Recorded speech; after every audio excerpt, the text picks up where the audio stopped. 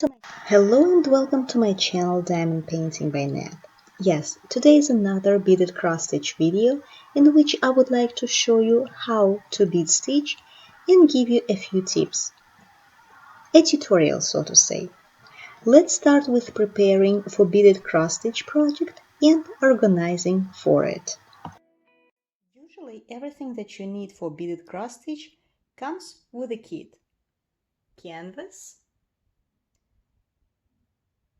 beads, a needle, sometimes two. A thread is not always in there in the kit, and if it is the case, you can use any, but I'd recommend to use a transparent nylon one. It isn't seen through and it costs $1 or $2 depending on the brand of the thread in Michaels or Walmart. You might also need a hoop or frame. But a hoop and a frame is just a matter of everybody's preference. It is not a must. You can bead cross stitch without either of them. To prepare for the project, we will start with beads. The organization process is pretty similar to diamond painting. There are many kits that have the beads already sorted out in zipper lock bags, like over here, for example. But from my experience, it is easier and less time-consuming if the beads are arranged into small containers, since it is going to be easier to pick them up when bead stitching. I use these ones. You can find them in Walmart or Michaels for $5, $9 depending on the size. For instance, I bought this storage with 25 containers for $8 in Michaels, and I saw a similar one in Walmart. At this moment I have my diamond painting drills in them, but the principle is the same. I think you understand. Next, what you might need in your preparation for your project is a hoop, because you might find it easier to put the fabric either in an embroidery hoop or a frame. Since I bead stitched relatively large kits, I found it very convenient to use this kind of frame. It's a floor frame, so I could bead stitch while sitting in a chair with my back straight, so I didn't hurt my back, I didn't have to lean or bend. For smaller kits, the hoop is a great alternative, but make sure that the hoop or a frame are not touching already beaded area. Once you see that the beaded area, like for example this one, is going to be pressed by the hoop between the two rounds, because it might damage the beads, of course. Or by the frame over here, for instance, you need to bead stitch this area and you need to pull it up in order to do it. So once you notice that you would have to press the beads with the rounds or with a frame, I would recommend you to take the canvas out of the hoop or a frame and finish it without either of them. To use a frame or a hoop, first loosen the screw and separate two rounds. Place the round without the screw flat on a table or work surface, and after, place the canvas on the center of the hoop. Then place the other round over the fabric and press down. So you pressed it down so the fabric is sandwiched between these two hoops. And after it, we can tighten the screw on the hoop. Here it is. Do not pull the fabric way too tight. So you are set to start working on your kit. If you have a bigger canvas, the principle is the same. You can use it on a frame. I'm not gonna show the whole process. It is really very clear. If you buy this very frame, you will see it in the instructions how to do it, but it's really very easy. You just need to take this screw out, put the canvas in between these two, and put it back and tighten it. That's it. Now, 4 simple steps how to bead stitch. Step number 1. Reading beaded cross stitch symbols. Again, it is very similar to diamond painting. The design is usually already drawn on the canvas, like here, for example.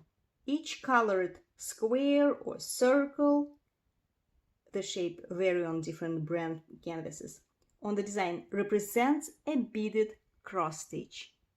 Over here, I'm pretty sure that you can see this round dots, right? Orange, yellow, red, these are the symbols. The same is over here. The orange, the green, the pink round dots are also the symbols for the beads. So, a combination of colors, or sometimes symbols if there are too many colors of similar shade, tells you which color of beads to use. Use the chart legend, usually on the right or left side of the canvas, to map the symbols to the bead's color. So here are these 3 colors: yellow, orange, and red-orange or orange-reddish. Here they are on the canvas on the legends, and here they are on the canvas. So yellow, you bead stitch with yellow beads, and etc. On this canvas, it's a little bit different. There are symbols. Those symbols don't really correspond to the colors. For example, this one, number 3, blue circle inside the green circle. Let's look here what a corresponding number is. 3. It is a yellow color. And then we are looking on this canvas for this color. Here it is. Here is the symbol, not the color. This is the symbol number 3,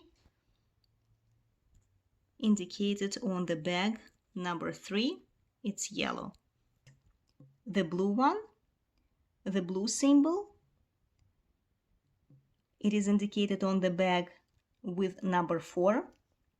In reality, it is white, and etc. So it is really very similar to diamond painting, how to read the symbols and correspond them to the numbered bags, which contain required colored beads. Next step is to prepare your thread. It is really very easy. You just need 1 transparent thread to work through entire piece. Cut at length of around 18 inches. You might make it longer or shorter if you feel comfortable, but if you make it longer, for example, then the thread is more likely to get knotted when you bead stitch. Next, how to thread your needle. Step number 3. Beaded cross stitch is typically done using a needle. The needle usually comes with a kit, like we can see it over here. Thread your needle just as you would a needle for hand sewing. I guess you can see it better over here. I'm just recording with one hand holding the phone, the other one trying to show you, so I wouldn't be able to thread it with one hand, but I think you understand the principle how to do that. And I personally make a knot in the tail end to secure my work. Beaded cross stitched is generally worked in rows going from left to right. Do you see those dots? Black dots? If you look at them, they represent a square. Do you see? So starting from the back side of the fabric, bring your needle up through a hole, aiming a left bottom dot towards the front. Here is our needle. Then take a bead of a corresponding color. You are just putting it on the needle and And next, you pass your needle through a hole diagonally across from where you started to the dot on the upper right corner, over here. So you are actually doing a half cross stitch. So here. And continuing stitching along the row to make a series of half cross stitches.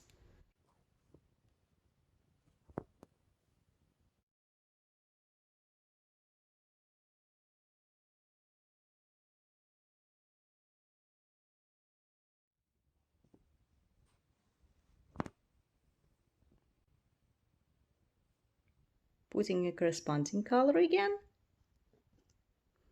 making a half cross stitch, and go on until we finish the row. Keep bead stitching until you reach the end of the thread or row.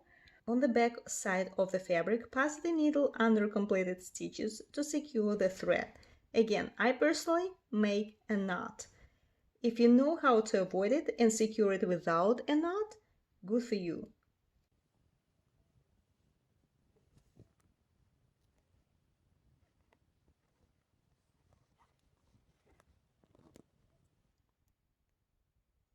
This is the knot.